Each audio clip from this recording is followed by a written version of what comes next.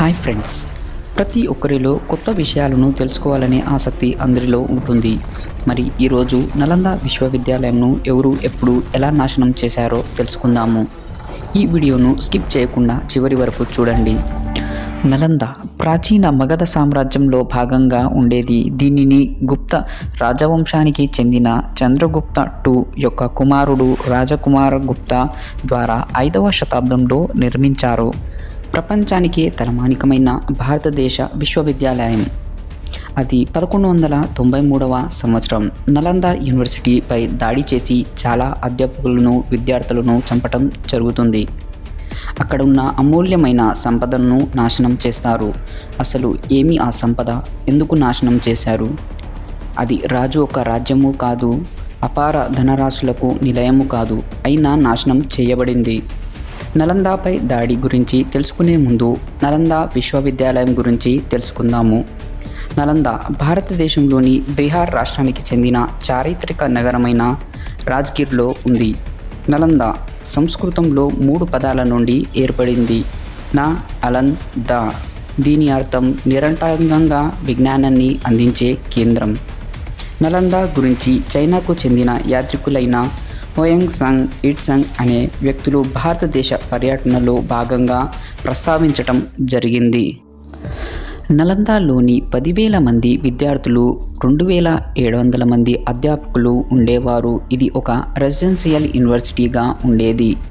నలందలో చదువుకోవడానికి China, Japan, Korea, Mongolia, Iran, Tibet, Greece, Indonesia, Persia మరియు శ్రీలంక నుండి విద్యార్థులు విద్యను ఆర్జించుటకు వచ్చేవారు. విద్యార్థులు ఎటువంటి ఫీజు చెల్లించనవసరం లేదు. నలందలోని లైబ్రరీని ధర్మగంజ్ అని పిలిచేవారు. ఇందులో astrology, philosophy, science, history, economics, law, geology, maths, architecture, linguistics, astronomy, medicine, philosophy, literature ఇంకా చాలా రకాల కోర్సులను నేర్పించేవారు. చాలా రకాల గ్రంథాలకు సంబంధించిన ఒరిజినల్ స్క్రిప్ట్స్ కూడా ఈ లైబ్రరీలో ఉండేవట. ఇక్కడ చదువుకున్న వారిలో హర్షవర్ధన్, వాసుబంధు, ధరంపాల్, నాగార్జున, పద్మసాభన్ మరియు ఆన్సాంగ్ వంటి ప్రముఖులు ఉన్నారు. ప్రముఖ ఖగోళ మరియు గణిత శాస్త్రవేత్త అయిన ఆర్యభట్ట ఈ విశ్వవిద్యాలయానికి హెడ్గా ఉన్నారని అంటారు. నలంద కేంద్రం నిరాటంకంగా 800 సంవత్సరాలు నడిచింది, కానీ 12వ శతాబ్దంలో కనుమరుగవుతుంది. దీని వెనుక చాలా పెద్ద కథే ఉంది. నిజానికి నలంద పై ఒకటి కాదు, ఏకంగా 3 దాడులు జరిగాయి. మొదటి 2 దాడుల తర్వాత దీనిని పునర్నిర్మించారు. మొదటి ఆక్రమణ స్కందగుప్త కాలంలో 465-467 AD మధ్య వీర్ కుల్ ఆధ్వర్యంలో హునర్ చేయడం జరుగుతుంది. వీరు సెంట్రల్ ఏసియాకు చెందిన ట్రైబల్ తెగకు చెందినవారు. రెండవ ఆక్రమణ 7వ శతాబ్దంలో బెంగాల్కు చెందిన గోదాస్ రాజు వంశముచే జరపబడింది. దీనిని బుద్ధిస్ట్ మంక్ హర్షవర్ధన్ పునర్నిర్మించడం జరుగుతుంది. మూడవ దాడి అత్యంత ఘోరంగా, భయానకంగా జరుగుతుంది. దీనినే టర్కిష్ బక్తియార్ ఖిల్జీ ద్వారా 1193 ADలో జరిగింది. ఖిల్జీ ఎందుకు నలందపై దాడి చేస్తాడో ఇప్పుడు తెలుసుకుందాము. ఖిల్జీ ఒకసారి తీవ్రంగా జబ్బుపడ్డాడు. ఎన్నో వైద్యులు వైద్యం తర్వాత కూడా ఆరోగ్యం మెరుగుపడదు. ఇలాంటి సమయంలో ఒకరు సలహా ఇస్తారు. నలందలో రాహుల్ శ్రీ భద్ర వైద్యం చేయగలరు. కానీ ఖిల్జీకి హిందువులతో వైద్యం చేయించుకోవడం ఇష్టం లేదు. ముందుగా తిరస్కరించిన కానీ ఆరోగ్యం రోజురోజుకు క్షీణిస్తుంది. ఒకసారి ప్రయత్నించి చూద్దామని అనుకుంటాడు. దీంతో రాహుల్ శ్రీ భద్రను పిలిపిస్తాడు. ఖిల్జీ రాహుల్కి ఒక కండిషన్ పెడతాడు. అతను ఇచ్చిన ఏ మాత్రలను నేను తీసుకోను అని. శ్రీభద్ర సరే అని వైద్యాన్ని ప్రారంభిస్తాడు. ఖిల్జీకి రోజు ఖురాన్ చదవమని చెప్తాడు. ఖిల్జీ రోజు ఖురాన్ చదవటం, జబ్బు నయం కావడం జరుగుతుంది. రాహుల్ శ్రీ భద్ర ఖురాన్ పేజెస్కి మందును వ్రాయడం జరుగుతుంది. జబ్బు నయం అయిన కొన్ని రోజులకి ఖిల్జీకి ఈ విషయం తెలుసుకుని చాలా గిల్టీగా ఫీల్ అవుతాడు. మన ముస్లిం ఫకీర్లకు లేని జ్ఞానం ఈ హిందూ సాధువులకి ఎలా వచ్చింది? ఈ విషయంపై కోపగించిన ఖిల్జీ మన దగ్గర లేని జ్ఞానం ఎవరి దగ్గర ఉండకూడదు అని నిర్ణయించుకుంటాడు. ఈ జ్ఞానం బండారాన్ని శాశ్వతంగా నాశనం చేయాలని అనుకుంటాడు.